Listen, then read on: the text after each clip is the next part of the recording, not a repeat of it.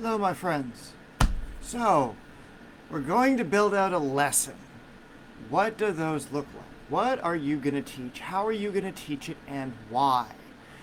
Now, these courses won't necessarily apply to you specifically as they relate to the Academy of Sorcery project, which I developed to teach young magicians how to magic so that they could learn how to do it better. So it's structured in that context. So you have to just insert your thing in the description.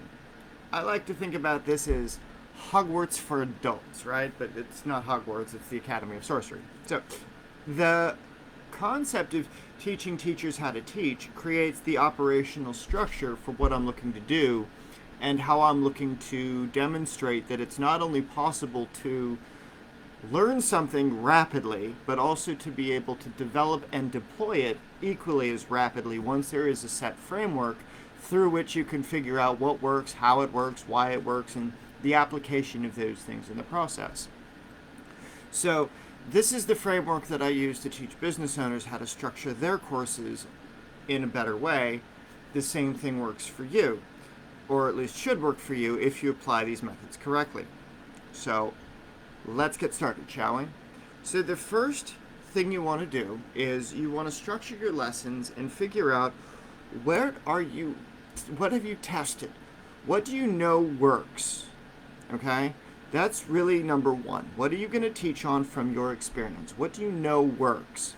I know these lessons work because other people in the business community have followed my framework to create their courses, and their courses are having a better, bigger impact. So next is, what kits are going to be required? What ingredients are you going to have to pull together that they either need to pre-purchase or can join as part of a membership, in which case they can make the most amount of time and effort from those lessons. Next is going to be the videos, so like what I'm doing here, that demonstrate the different types of the conversations between the ingredients, between the relationships. My group, The Hidden Haven, goes through the occult use of these things. So like I said, my focus is on building up magicians and people that are willing to take on fate-changing applications. For me, this extends into the business community, which, doesn't need to necessarily overlap, but in my world it does. Between me being able to serve business owners at the highest level, using the principles and the mechanisms of social engagement, sorcery, changing of fate for others, that's where this stuff comes from. So I'm not going to deny that this is where that stuff comes from. So in service of the higher purpose of the divine, like I said, we must serve our gods first. We must serve the community, and we must serve our ancestors, and then at the very end, we get a little something something for our time and trouble. Again, that would be the impact that we get. That's the thing that keeps me up and keeps me going, is this is the impact that I get to deliver, is that if you teach something better, then you can deliver it better. You can have a better shot at the next step of your development or the next path in your journey, so that what you do actually becomes viable. Okay? Then you have to have the communication space. So is it going to be a Facebook chat? Is it going to be a Discord chat? Is it going to be a Zoom group?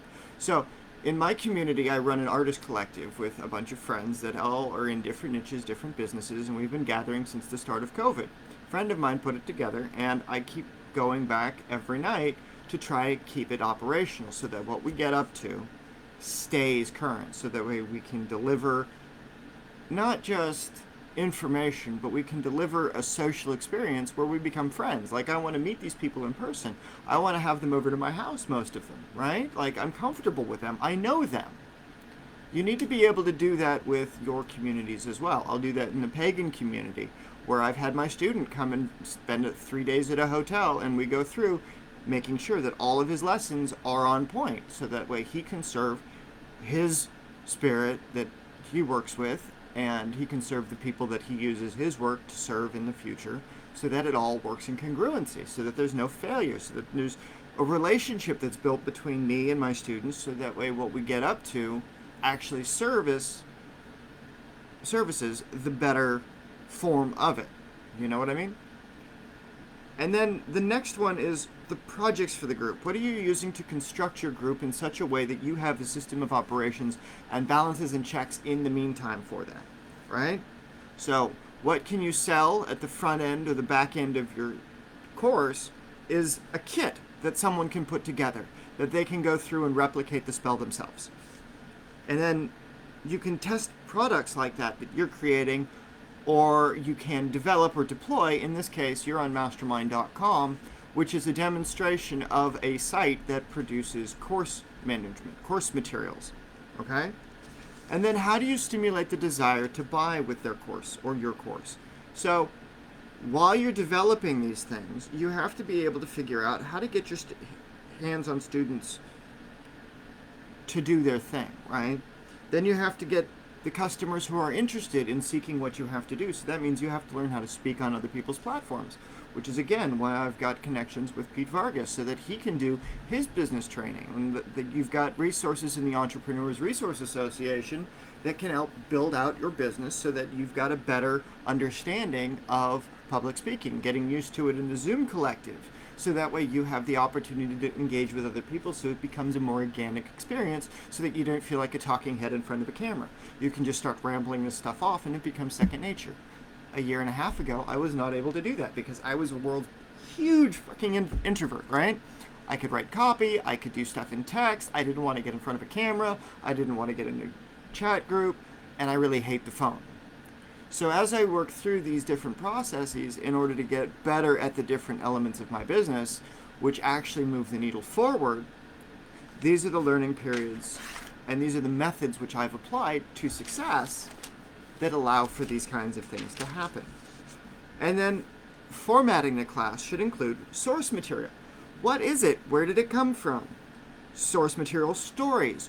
How do those stories relate? So like in this case, it started with an email.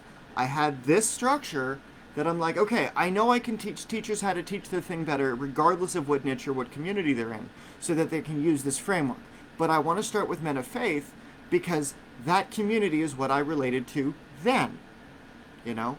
But who was I back in 2008 when the economy crashed the first time? I wound up being homeless. I was a street kid. You know, I worked in retail. Third shift. Nope, there's shit jobs nobody wanted. I did those. And then I found an industry that I could really dig my heels into, and that was working in retail. I loved being able to help people design their space when it came to working at Pier 1. And then it was, being able to be of service in that environment that allowed me to move into my next job working at Joker's and the Comedy Store in Savannah, Georgia. The owners came in and they're like, if you ever want a better job, come see me. 3 days later, I was working there for 2.5 years, right?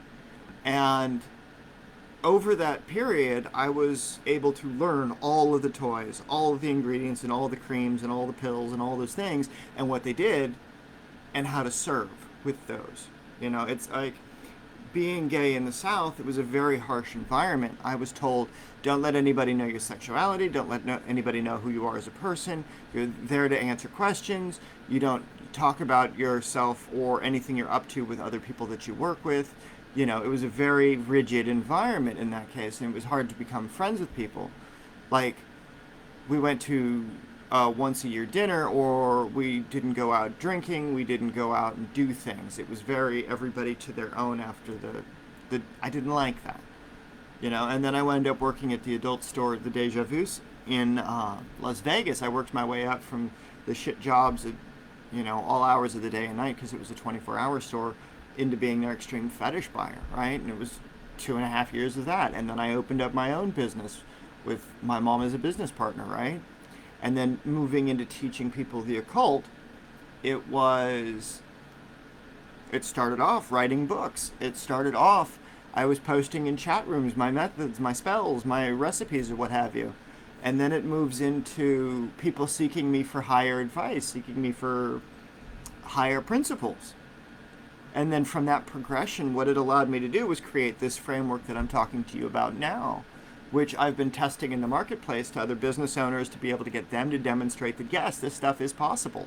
Yes, this stuff is viable, And then there's the instructions that it has to have. Like, these are frameworks for teaching that I use that I want people to be at least familiar with as an onboarding course to any of my other enterprises, so that way as each one of them gets built out, there is a structure and a specific reason why somebody's going to go through them. It's not just about using this information as a free course, but using this information as a paid validation. This is what you need to teach. This is why I want you to teach it in this particular way, so that when you have it delivered and it's structured, it matches the pattern, so that way the learning process is fixed. You can demonstrate this stuff. It's proven. It's not just intangible lessons that you're pulling out of the ether. This stuff is based on what you did, how you did it, why you did it, what you used to do it, right? These are real things. And it's those real things that allow for the development of these higher principles, so that what you have to offer becomes that next step in that person's journey, so that you become part of the legacy that they have as a result. And exploring the differences in every lesson, the meaning, it's why creating each, as in this case, I'm using the herbal ingredients, why each property blends to property, allowing for the raw association to become one with the forces that are required. What that means is, why do you use the ingredients that you use to do the thing you need to do, right? What is the immersion in that? What is the progression of that?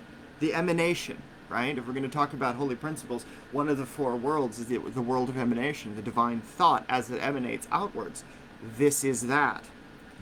Then the correspondence. What are those aligned to? What ingredients are going to cause what change in your environment? That's going to be your correspondence. That's the material world, right? What function of use does that object or that widget create that allow for it to create existence and its proper use in that existence, in that cycle and period? So that way what you're doing, how does it relate exactly to what you're doing?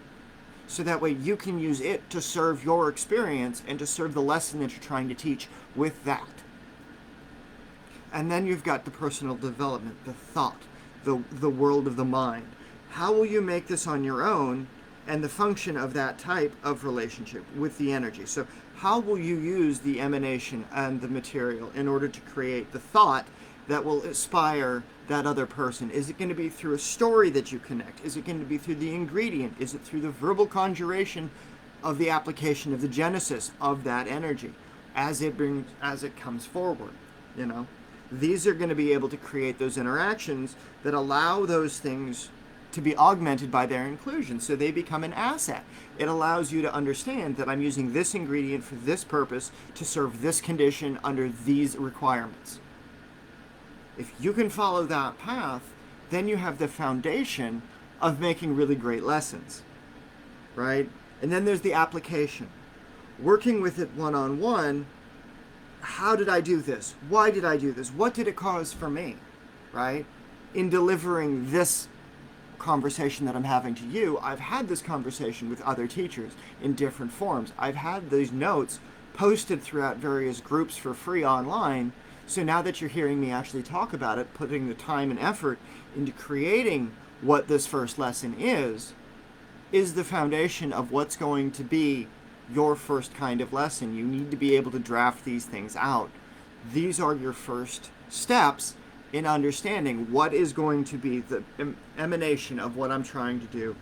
What are the materials required? What are the thoughts that are required? What are the actions that occur as a result of the application of what came, how it was used, what was used to create it, and what changes it created in the world?